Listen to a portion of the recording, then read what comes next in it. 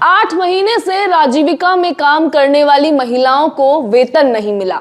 इससे परेशान हुई, कई बार आवाज उठाई, शिकायत भी की, लेकिन उसके बाद भी कुछ नहीं हुआ तो ये महिलाएं पानी की टंकी पर जा चढ़ी और वहां जाकर मांग करने लगी कि अगर कोई अधिकारी हमारे पास आकर इस मामले को नहीं सुलझाता है और हमारा वेतन नहीं देता है तो हम यहां से नहीं उतरेंगे।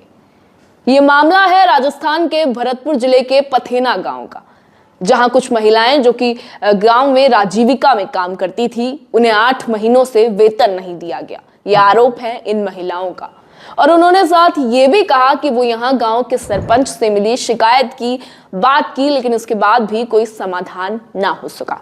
तो इसके बाद अंत में उन्हें यहाँ पानी की टंकी पर चढ़ना पड़ा।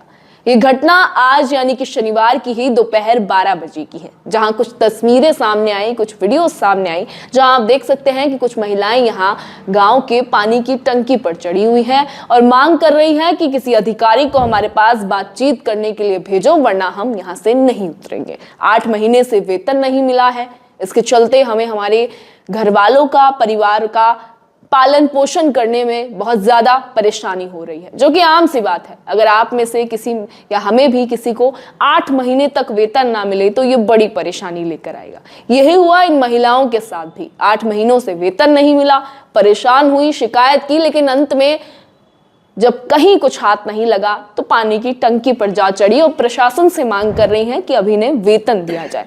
हालांकि बताया जा रहा है कि 12 बजे की घटना है, लेकिन घटना के 30 मिनट बाद तक भी कोई भी अधिकारी इनसे बात करने के लिए नहीं पहुंचा। किसी इस समस्या का समाधान भी उन्हें नहीं मिला और ये महिलाएं अभी भी मजबूर हैं कि वो यहाँ मांग कर रही हैं। और उनकी मांग है कि उनका वेतन, जो कि 8 महीनों से रोक दिया गया है, वो उन्हें दिया जाए।